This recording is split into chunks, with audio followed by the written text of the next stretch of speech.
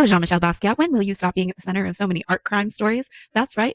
Art, Law, and Order is back in session. Dun dun.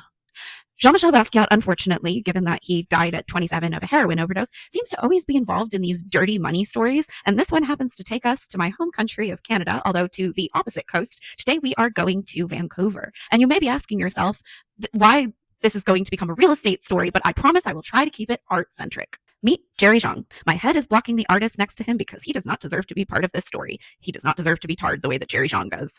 Jerry Zhang was a bit of a nepo baby. His father in Macau asked Junqiao Mao to invest $150 million. Sorry, $150 would be a lot for yours truly. $150 million in his son here's real estate business over in Vancouver. And so Junqiao Mao and his sons, who are named Robert and Calvin, those are the names they use in Canada, invested so much that they became owners of 70% of the real estate company called Coromandel Properties.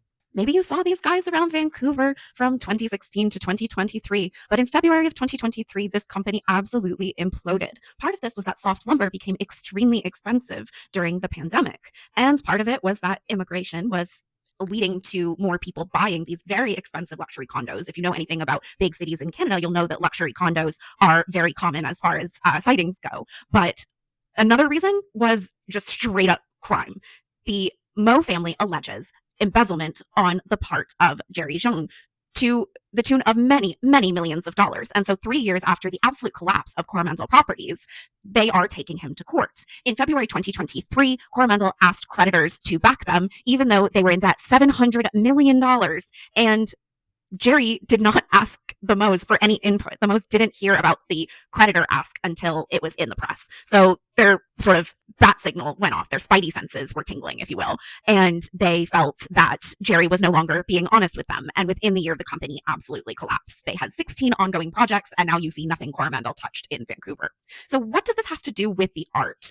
Well, one of the allegations made in court is that Jerry Zhang misappropriated some of the funds to buy art, including the Basquiats and other high-end artists like Javier Calleja and George Condo. Now that everyone's in court, it seems that the art, which is an asset class, has gone walkies. And the art is worth about 4.9 million US dollars. That is what it has been valued at. And that is telling me that the Basquiats are not paintings, because we know that those can go for much more. So I am thinking that it is works on paper. And I have some idea that it is this superhero portfolio. And I will tell you why. Because we know that Jerry Zhang bought art through a art consultancy called Talisman Art, and also through Sika, which is a contemporary art group in Vancouver. And they had a pop-up gallery around the exact same time that Coromandel was going under at a luxury apartment in Vancouver, displaying this exact work. Unfortunately, for the sort of home makeover lovers out there, I can't show you the kind of luxury that Coromandel was trying to create, but I can show you the building that had the pop-up gallery with the Basquiat, and that's 1818 Alberni, which is in Vancouver's posh West End. And this place has a Rolls-Royce chauffeur service. And they also had the pop-up gallery with the Basquiat in it, specifically the superhero portfolio, at the exact same time, February 2023, that Coromandel was going under. It is not inconceivable that in his